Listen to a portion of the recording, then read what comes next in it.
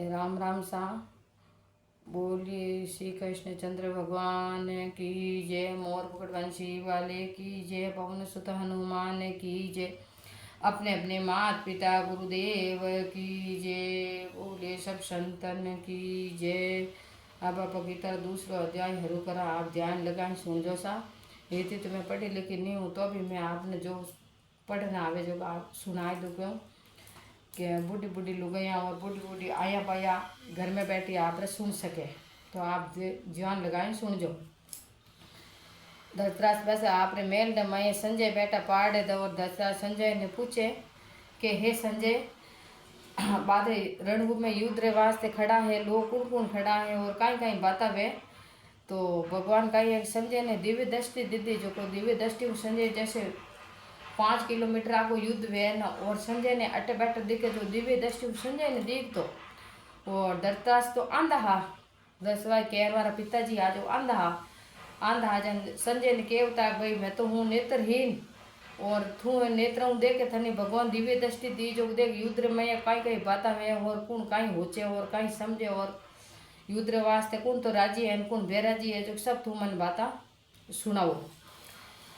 तो संजय बोले कि हे पूर्वक प्रकार से करुणा करके व्याप्त और आंसुओं से पूर्ण तथा व्याकुल नेत्रों वाली शोकाकुल उस अर्जुन के प्रति भगवान मधुसूदन ने यह वचन कहा कि अब भगवान कहवे अर्जुन ने कि हे अर्जुन, तुमको इस विषय स्थल में यह अज्ञान किस केतु से प्राप्त हुआ है, क्योंकि यह न तो श्रेष्ठ पुरुषों से आचरण किया गया है, न ही स्वर्ग को देने वाला है, न कीर्ति को करने वाला है। इसीलिए हे अर्जुन, नपुंसकता को मत प्राप्त हो, यह तेरे योग्य नहीं है। हे परंत तुच्छ हृदय की दुर्बलता को त्याग कर युद्ध के लिए खड़ा हो। तब अर्जुन बोले कि हे मधुसूदन, मैं रणभूमि में भीष्म पितामह और द्रोणाचार्य के प्रति किस प्रकार बाणों से युद्ध करूंगा, क्योंकि हे अरिसूदन, वे दोनों ही पूजनीय हैं। इसीलिए इन महानुभाव गुरुजनों को न मारकर इस लोक में भिक्षा का अन्न भी भोगना कल्याणकारक समझता हूँ, क्योंकि गुरुजनों को मारकर भी इस लोक में रुधिर से सहे हुए अर्थ और काम रूप भोगों को ही भोगूंगा। और हम लोग यह भी नहीं जानते कि हमारे लिए क्या करना श्रेष्ठ है, तथा यह भी नहीं जानते कि हम जीतेंगे या हमको वे जीतेंगे। और जिनको मारकर हम जीना भी नहीं चाहते हैं, वे ही धृतराष्ट्र के पुत्र हमारे सामने खड़े हैं। तो भगवान ने अर्जुन कहवे कि हे भगवान, मैं किन प्रकार युद्ध करूं कि हम ही सब मारा बड़ा पापा रा लोग उबा है, मारा काका रा भाई उबा है, सब अपना ही अपना उबा है, मारा गुरु जी उबा, मारा पिताजी उबा, महापिताजी उबा, सब उबा पे किकर युद्ध करूं। हे भगवान, इन करता तो मैंने हारी मौन ठीक है, मैं हार मान जाऊं, पर मैं अपना साथ युद्ध नहीं करूं, क्योंकि मैं अपना साथ युद्ध करूं जन मन बड़ो भारी पाप लागी। और युद्ध करने भी काटा मैं जीतू काटा हारू, भगवान मने एड़ो युद्ध नहीं करना।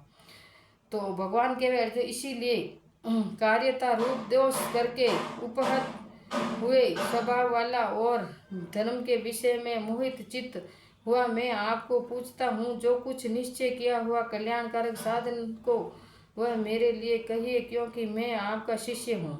तो भगवान मन मारो कल्याण वास्ते बात करो, मारो कल्याण की करवे और मैं किन बात तीरूं मन वो बात बताओ भगवान, मैंने मारने आरनी बाता मत कहो। तो इसीलिए आपके शरण हुए मेरे को शिक्षा दीजिए, क्योंकि भूमि में निष्कंटक धन धान्य संपन्न राज्य को और देवताओं के स्वामी पने को प्राप्त होकर भी मैं उस उपाय को नहीं देखता हूँ जो कि मेरी इंद्रियों के सुखाने वाले शौक को दूर कर सके। संजय बोले कि हे राजन, निंद्रा को जीतने वाले अर्जुन अंतर्जामी श्री कृष्ण महाराज के प्रति इसी प्रकार कहकर फिर श्री गोविंद भगवान से युद्ध नहीं करूंगा ऐसे स्पष्ट कहकर चुप हो गए। अब संजय पाचो धरताज जी ने हुणावे के ये धरताज जी महाराज, अर्जुन सब भगवान ने इतनी बातों के पर आप चुप रहेगा क्योंकि मैं युद्ध नहीं करूं और एक बार जान उबगा। उसके उपरांत हे भरतवंशी धृतराष्ट्र, अंतर्यामी श्री कृष्ण महाराज ने दोनों सेनाओं के बीच में उस शोक युक्त अर्जुन को हंसते हुए से यह वचन कहे कि हे अर्जुन, तू न शोक करने योग्य के लिए शोक करने के योग्य के लिए शोक करता है और न पंडितों से वचनों को कहता है, परंतु पंडित जन जिनके प्राण चले गए हैं उनके लिए और उनके प्राण नहीं है उनके लिए भी शोक नहीं करते हैं, क्योंकि आत्मा नित्य है, इसीलिए शोक करना अयुक्त है। वास्तव में न तो ऐसा ही है कि मैं किसी काल में नहीं था अथवा तू नहीं था अथवा ये राजा लोग नहीं थे, और न ऐसा ही है कि इसी में आगे नहीं हम सब नहीं रहेंगे, किंतु जैसे जीवात्मा की इस देह में कुमार, युवा और वृद्धावस्था होती है, वैसे ही अन्य शरीर की प्राप्ति होती है। उस विषय में धीर पुरुष मोहित नहीं होता है, अर्थात जैसे कुमार, युवा और जरावस्था रूप स्थूल शरीर का विकार अज्ञान से आत्मा में भासता है, वैसे ही एक शरीर से दूसरे शरीर को प्राप्त होना रूप सूक्ष्म शरीर का विकार भी अज्ञान से ही आत्मा में भासता है।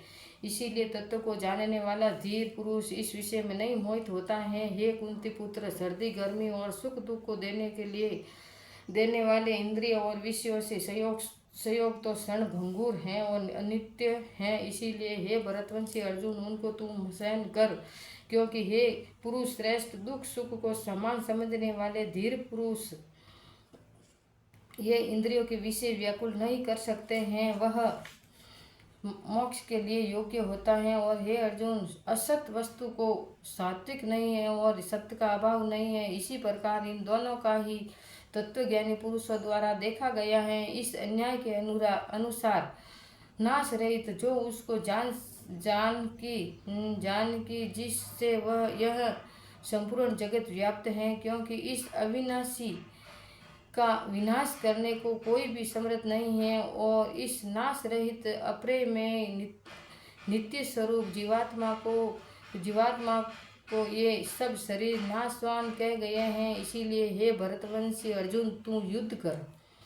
जो इस आत्मा को मारने वाला समझता है तथा जो इनको मरा मानता है, वे दोनों ही नहीं जानते हैं, क्योंकि यह आत्मा न मरता है न मारा जाता है, न आत्मा किसी काल में भी जन्मता और न मरता है, अथवा यह न आत्मा को हो करके फिर होने वाला है, क्योंकि यह अजन्मा, नित्य, शाश्वत और पुरातन है। शरीर के नाश होने पर भी नाश नहीं होता है। हे पुत्र अर्जुन, जो पुरुष इस आत्मा को नाश रहित, नित्य, अजन्मा और अव्यय जानता है, वह पुरुष कैसे किसको मरवाता है और कैसे किसको मारता है। और यदि तू कहे कि मैं तो शरीर के वियोग का शोक करता हूँ, तो यह भी उचित नहीं है, क्योंकि जैसे मनुष्य पुराने वस्त्रों को त्याग कर दूसरे नए वस्त्रों को ग्रहण करता है, वैसे ही जीवात्मा पुराने शरीर को त्याग कर दूसरे नए शरीर को प्राप्त होता है। हे अर्जुन,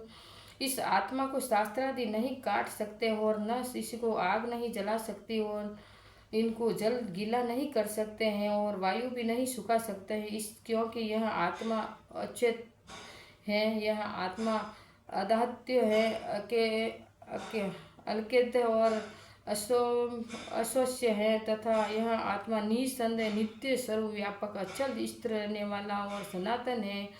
यह आत्मा अव्यक्त अर्थात इंद्रियों का अविषय और आत्मचनित्य अर्थात मन का अविषय, और यह आत्मा विकार रहित अर्थात न बदलने वाला कहा गया है। इसी से हे अर्जुन, इस आत्मा को ऐसा जानकर तू शोक करने योग्य नहीं है, अर्थात तुझे शोक करना उचित नहीं है। यदि तू इसको सदा जन्मने और सदा मरने वाला माने तो भी हे अर्जुन, इसी प्रकार शोक करने को योग्य नहीं है, क्योंकि ऐसा होने से तो जन्म देने वाले की निश्चय मृत्यु और मरने वाले का निश्चय जन्म होना सिद्ध हुआ है। इसीलिए भी तू इस बिना उपाय वाले विषय में शोक करने को योग्य नहीं है। यह विषम पितामादि के शरीर मायामय होने से अनित्य हैं, इसी से शरीर के लिए भी शोक करना उचित नहीं है, क्योंकि हे अर्जुन, संपूर्ण प्राणी जन्म से पहले बिना शरीर वाले और मरने के बाद भी बिना शरीर वाले ही हैं।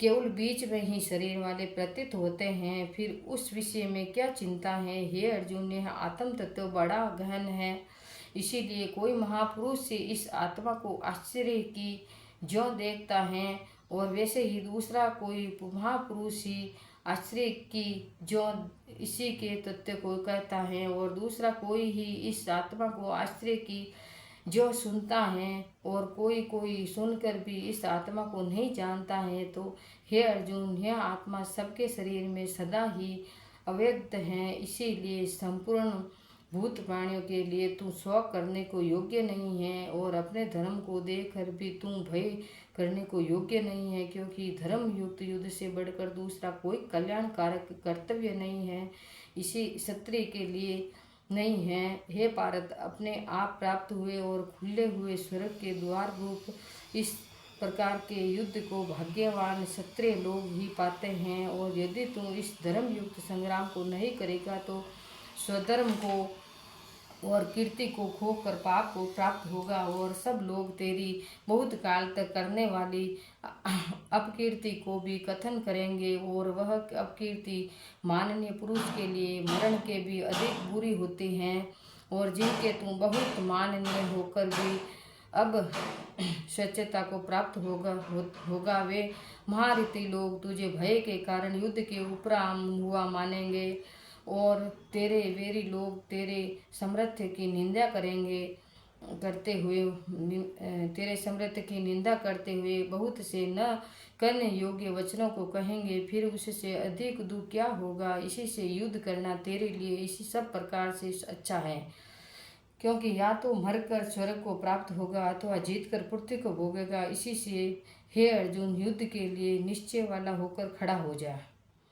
यदि तुझे स्वर्ग और राज्य की इच्छा न हो तो भी सुख दुख हानि लाभ और जय पराजय को समान समझकर उसके उपरांत युद्ध के लिए तैयार हो जा। इसी प्रकार युद्ध करने से तुम पाप को प्राप्त नहीं होगा।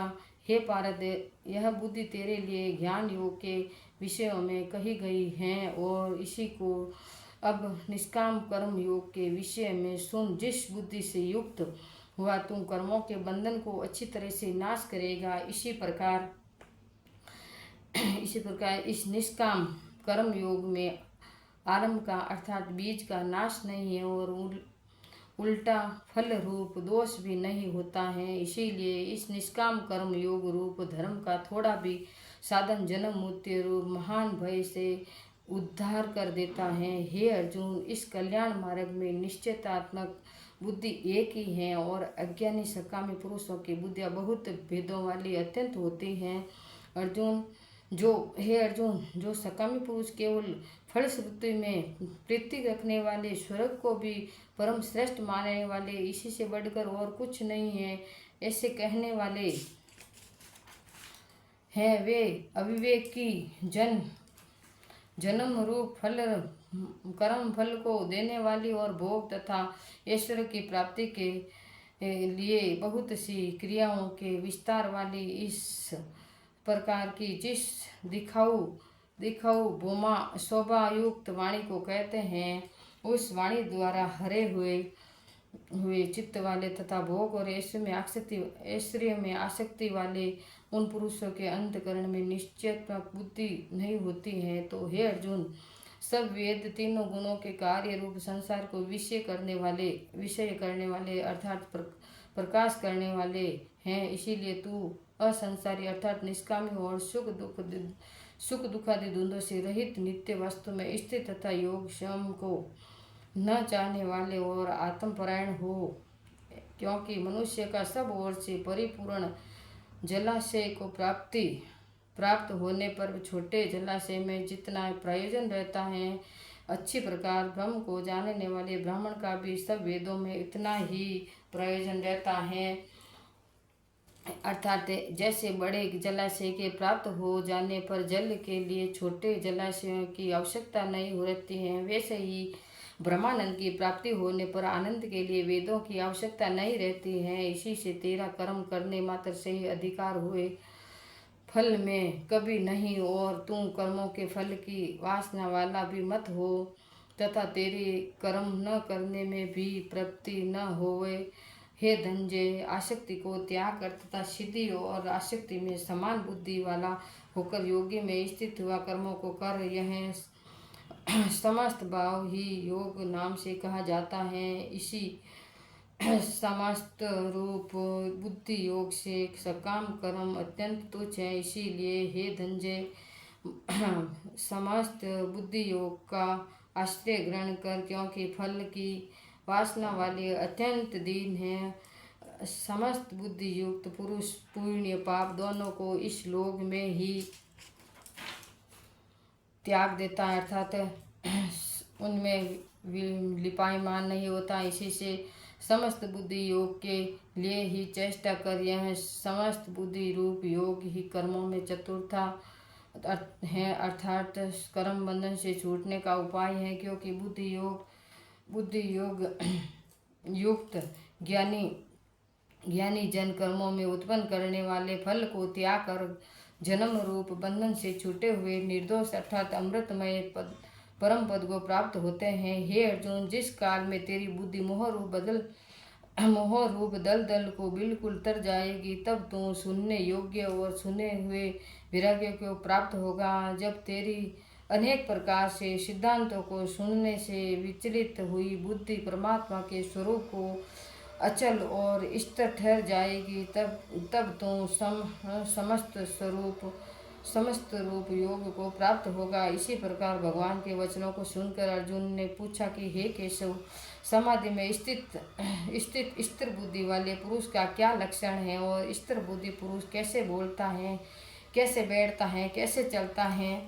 उसके उपरांत श्री कृष्ण भगवान बोले कि हे अर्जुन, जिस काल में यह पुरुष मन में स्थित संपूर्ण कामनाओं को त्याग देता है, उस काल में आत्मा से ही आत्मा में संतुष्ट हुआ स्थिर बुद्धि वाला कहा जाता है, तथा दुखों की प्राप्ति के उद्वेग रहित है। मन जिसका और सुखों की प्राप्ति में दूर हो गए हैं, इस पर जिसकी तथा नष्ट हो गए हैं राग भय और क्रोध जिसके, ऐसा मुनि स्थिर बुद्धि कहा जाता है। जो पुरुष सरस्त स्नेह रहित हुआ उन शुभ तथा अशुभ वस्तुओं को प्राप्त होकर न प्रसन्न होता है और न द्वेष करता है, उसकी बुद्धि स्थिर है। और कछुआ अपने अंगों को जैसे समेट लेता है, वैसे यह पुरुष जब सब ओर से अपनी इंद्रियों को विषयों से समेट लेता है, तब उसकी बुद्धि स्थिर हो जाती है। यद्यपि इंद्रियों के द्वारा विषयों को न ग्रहण करने वाले पुरुषों के भी केवल विषय तो निवृत्त हो जाते हैं, परंतु राग नहीं है, निवृत्त होता है। और इसी पुरुष का तो राग भी परमात्मा को साक्षात्कार कर निवृत्त हो जाता है। और हे अर्जुन, जिससे कि यत्न करते हुए बुद्धिमान पुरुष के भी मन को यह प्रमथन स्वभाव वाली इंद्रियां बलात्कार देती हैं। इसीलिए मनुष्य को चाहिए कि उन संपूर्ण इंद्रियों को वश में करके समाहित चित्त हुआ मेरे परायण स्थित हुए, क्योंकि जिस पुरुष के इंद्रियां वश में होती है उसकी ही बुद्धि स्थिर होती है। हे अर्जुन, मन सहित इंद्रियों को वश में करके मेरे परायण न होने के मन के द्वारा विषयों का चिंतन होता है, और विषयों को चिंतन करने वाले पुरुष की उन विषयों में आसक्ति हो जाती है, और आसक्ति से उन विषयों की कामना उत्पन्न होती है, और कामनाओं में विघ्न पड़ने से क्रोध उत्पन्न होता है, और क्रोध से अविवेक अर्थात मूढ़ भाव उत्पन्न होता है, और अविवेक से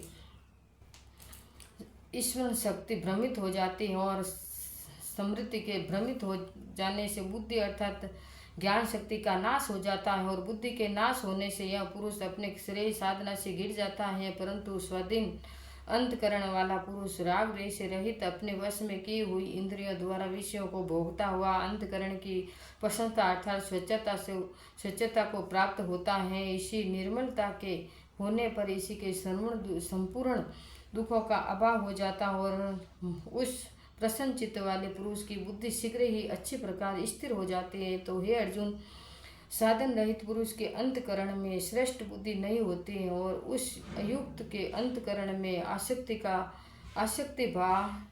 भाव भी नहीं होता है और बिना आसक्ति भाव वाले पुरुषों को शांति नहीं होती है। फिर शांति रहित पुरुष को सुख कैसे हो सकता है, क्योंकि जल में वायु नाव को जैसे ही हर लेता है वैसे विश्व में विचरती हुई इंद्रियों के बीच में जिस इंद्रियों के साथ मन रहता है वह एक ही इंद्रिय इस अयुक्त पुरुष की बुद्धि को हरण लेती है। इसी से हे महाबाहो, जिस पुरुष की इंद्रियां सब प्रकार से इंद्रियों के विषयों से वश में की हुई होती हैं उसकी बुद्धि स्थिर होती है। और हे अर्जुन, संपूर्ण भूत प्राणियों के लिए जो रात्रि उस नित्य शुद्ध बोध स्वरूप परमानंद में भगवत को प्राप्त हुआ योगी पुरुष जागता है, जिस नाशवान क्षण भंगुर सांसारिक सुख में सब भूत प्राणी जागते हैं, तत्व को जानने वाले मुनि के लिए वह रात्रि जैसे सब ओर से परिपूर्ण अचल प्रतिष्ठा वाले समुद्र के प्रति नाना नदियों के जल उसको चलायमान न होते हुए भी समा जाते हैं, वैसे ही जिस स्थिर बुद्धि पुरुष के प्रति संपूर्ण भोग किसी प्रकार का विकार उत्पन्न के बिना ही समा जाते हैं, वह पुरुष परम शांति को प्राप्त होता है, न कि भोगों को चाहने वाला।